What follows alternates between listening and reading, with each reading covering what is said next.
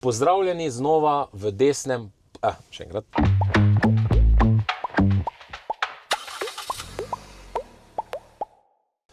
Pozdravljeni na podcastu Po desnem pasu. Danes je z nami kandidatka Janja Lukman-Leber, ki kandidira v Ptuj 2. To je volilni okraj, center Ptuja. Center za Hajdino. Za Hajdino. Za Hajdino celotno, 6 vasi dodanih. Zdaj moramo biti iskreni, zajemate tudi kar leva območja, center Ptuja, tako da težki teren, ampak vi se v kampanjo podajate, jaz verjamem, da z optimizmom in predvsem me zanima, zakaj ste se odločili za politiko, zakaj je zdaj bil čas?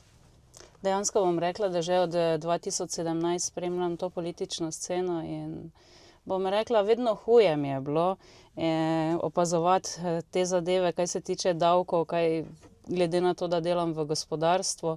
Potem mož je spremljal to redno tudi in kasneje se začel že kar jeziti zraven in sem včasih že kar odstranila se, bom rekla, malo je bilo preveč. Ampak dejansko zdaj, glede na to, da na Ptuju potrebujemo neko moč, da sem 18 let imela lokal v centru Ptuja, menim, da bi lahko pridobila veliko glasov. Ja, pa targetirate verjetno tudi na volilce, ki mogoče niso kdaj podprli SDS, ne samo, koliko sem vas jaz opazoval, ste izredno komunikativna in imate kar dober pristop z ljudmi, ne? Zelo rada delam na stojnicah, ker preprosto že v službi smo imeli tak način, da smo pokazali zadeve ljudem, dejansko, ko jim pokažeš, kako delujejo nekatere zadeve in kaj lahko izboljšaš oziroma jim pomagaš, potem običajno te imajo raje, kot pa da jim samo neko zadevo prodajaš, bom rekla. Ja, se mi zdi, da enako je v politiki. Ljudje na prvo žogo vstopajo v politiko, ne vejo točno, zakaj se gre, pa ko jim malo predstaviš programe, pa davčno zakonodajo pri podjetjih, pa zakaj se katera stranka bori, katere so te vrednote, potem pa se mi zdi, da kar začnejo razmišljati. Moram reči, da mogoče že od otroštva, če gledam, sem vedno bila nekako v tradicionalni družini, 3 otroci, oče je delal z merom, mama je skrbela za nas in manjša kmetija. Veliko je bilo potrebno odrekanja mame in očeta, bom rekla. Ja, to so one prave delovne vrednote, bi lahko rekli. Krepke. Zdaj, vi ste tudi mama, 3 otrok, imam prav? 3 otrok, ja. Tako da, kaj pa vaše poslanstvo kot mama tudi, zdaj, če smem izdati, v kampanju ste tudi angažirali vaše otroke, vidim, da s Facebook bujajo mamo, da jo uspe, da bo čim boljši rezultat. In meni, recimo, kot mlademu se to zdi izredno velikega pomena, da tudi starši znajo vrednote prenesti na svoje otroke, ker to marsikdaj zataji, marsikdaj ta povezava pri nekaterih ni najboljša, oziroma se otroci pol iz inata drugače odločijo, pri vas povem, da vas res spodbujajo in to je prav lepo za videti. Ja. Pravzaprav bom rekla, da jih puščam, da se sami odločajo. Naj sledijo, poslušajo, gledajo in se kasneje sami odločajo. Da mi nihče ne more nikoli reči v prihodnosti, da sem jih pretirano usmerjala. Ja, se potem, tu se dostikrat zgodi potem kontra obrat, če si pretirano vsiljiv za neko temo, da se potem odločijo kontra. Mislim, da je to taki, bomo rekli, mama, sin, mama, hčerka, instinkt. Ja, pa zdaj so malo večji, lahko rečem, in imam več časa, zato sem se tudi v bistvu odločila za kampanjo, ker me mož podpira. Dejansko sem mu povedala, da me 60 dni ne bo. Ja. Po kampanji pa sem mu obljubila 2 dni toplic samo za najo. No, to je pravi pristop. 60 dni bomo rekli, bomo non-stop v kampanji, predvsem, da se tudi kaj zdaj spremeni, ker jaz mislim, da tudi na Ptuju, recimo, to neka politika, centralizacije, vse samo v Ljubljani, in recimo taka mesta, ko so Ptuj, Maribor na Štajerskem, se mi zdi, ostajajo kar brez denarja in ni nekih premikov naprej, Res bi bilo potrebno kar nekaj denarja prinesti na Ptuj. Predvsem imamo velike težave že vsa leta z južno obvoznico. Druga zadeva pa je ta žitnica, ki se tudi obnavlja, denar se daje. Pravkar imamo pa težave s tem, da se pogreza in pravijo, da je potrebno ponovno narediti geološke analize in spet bo vzelo več denarja. Tu bi trebalo malo premisliti zadeve, bom rekla, pa preprosto stanovanja. V mestu Ptuj imamo veliko stanovanj, In preprosto, da si mladi lahko privoščijo potem, da bi obnavljali ta stanovanja, je težava, ker so že zaščitena in jim še dodatno oteži določene zadeve. Ne. Tako da veliko je na vseh področjih, dejansko pa prekrivajo se zadeve od gospodarstva, stanovanjske politike, rodnost preprosto gledano, ne, tudi mladi se vedno kasneje odločajo za otroke. Ne, pa to, ko ste tudi rekli v centru mesta Ptuja, tudi sam vem, ne, da ravno zaradi tega varstva kulturne dediščine obnova toliko dražja. Ne, in nekdo, ki bi lahko obnovil tisto starejšo stavbo, da bi izgledala neki, se pravi, enaki podobi, kot je bila prej, ne, zdaj zaradi, ker mora uporabljati materiale, kot so les, ne sme uporabljati umetnega lesa, ne, mora res uporabljati tiste najdražje materiale, ne, se potem niti mladi ne odločijo v centru mesta sanirati stanovanje, ker je to enostavno predrago, ne, in potem centru mesta ostaja prazen, ne. Ja, če pogledamo zdaj naprej 50 kvadratov, naprimer, ne bi prišlo tudi do 50 000 evrov obnova, če pa je zaščiten, pa še 30% več. Pa morali bi več spodbujati, kaj se tega tiče, da so javni razpisi za stanovanje za mlade. Moral bi biti poseben procent samo za mlade, ne za vse, naprimer. Ne. Potem... Ja, zdaj imate srečo ali pa nesrečo, ne, da je tudi v Ptuju ravno pred volitvami tudi pustni karneval, ne. To jaz vem, da ker tudi sam moja Ptujca prihaja z Ptuja, da to je za vas poseben praznik, ne, in moram reči, da to je res neka tradicija, ki pa se na Ptuju kar drži, ne, in jaz res upam, da ne bo dosedanja županja, ki je Nuška, ki malo vemo, da vedno so problemi izvajalci, ne, ker niso slovenski, ne, da bo ta pust ostal, ne.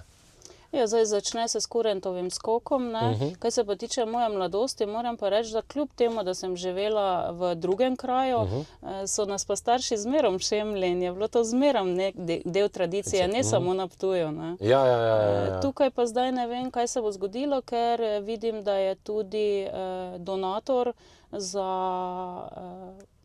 Fašenk je Golob. Aha, da bo premier Golob. Še tu se bo prikazal, ne. V bistvu 4 leta ga ni, ne.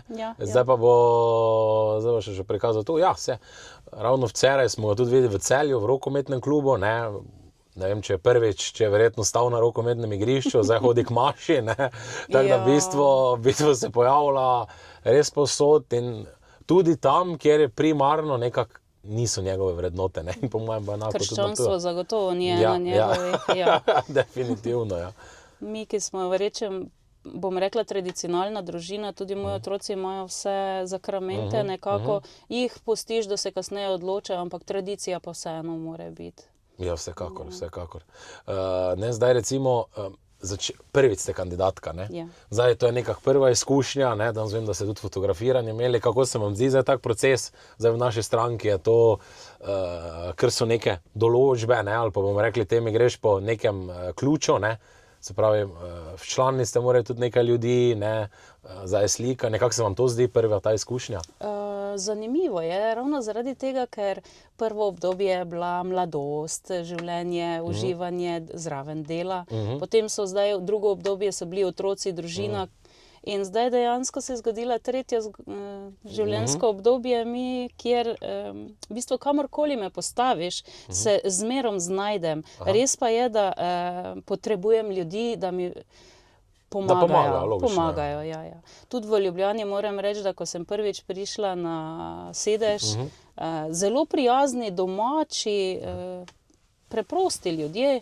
Ni to neka posebnost, neka vzvišenost, ampak je preprostost. Ni tako, ko bi nas RTV htel prikazati, ne, včasih pravim, da RTV včasih, ko nekdo vstopi v našo stranko, ne, ali pa ko na prvič, to je za SDS, Bog ve, kaj bo tu, ne, in kako vidiš, kako naši odnosi delujejo, pa da si probamo vsak drugemu pomagati, ne, pa predvsem tako ste vi, ne, da tudi mama s 3 otroci, z vrednotami, ne, v bistvu z podjetno tudi žilico, ne, če lahko temu rečem, vstopi v politiko in hoče tako za sebe, kot za otroke nekaj dobrega, ne. Jaz mislim, da je to nekaj najbolj pozitivnega pri naših kandidatih, kar gre, ne, ker se mi zdi, da drugje se kar kandidate zbira samo za to, pač naj bo nekdo na listi, ne.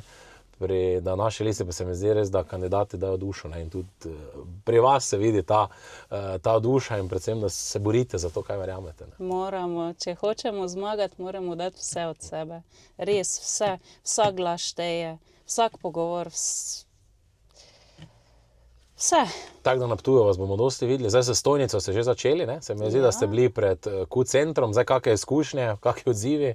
Nekateri so rekli, da bo preveč levičarov zraven prišlo, ker pa nisem objavljala z SDS-om, ampak preprosto smo se pogovarjali kot ljudje, so bili zelo, zelo veseli. Bom rekla, pogovarjali in ko sem jim tudi povedala, so tudi nasprotniki rekli, da mi želijo srečo, kakorkoli že bo. Ja, ne, pa predvsem to je, ne, da slišimo ljudi, ne, da gremo tudi do ljudi, ki mogoče se jih politika niti ne zanima, mogoče tudi na nek način grd izraz gabi, ne, ampak ko pa se z nekom pogovarjaš, ne, pa se mi zdi, da mu da neko upanje, glej, nekdo me sliši, ne, kandidatka z nekega okraja se z mano pogovarjala, ne, slišijo se moje ideje in jaz mislim, da je to ključ do zmage. Ne. Ja. Saj zdaj bom večkrat imela stojnice, tudi tako, da me bodo ljudje lahko še več videli, ker je res, da preprosti ljudje me kar veliko poznajo iz centra mesta. Velike firme pa običajno ne toliko zaradi tega, ker delamo dejansko z celo Slovenijo. In sem zelo raznoliko, naprimer v poslu po mestih delamo. Zanimivo je naprimer ena zadeva, mi smo družinsko podjetje, ki delamo vse z možem, servise, tehnične podpore, vse. In naprimer prodamo avtomobile, čolne, avte. Tudi iz Portoroža ljudje pridejo v nedeljo na Ptuj, v Toplice in med tem časom jim popravimo avtomobil. Tudi te zadeve se dogajajo in potem dejansko vidiš, da lahko več različnih stvari pomaga tudi turizmu. Ja.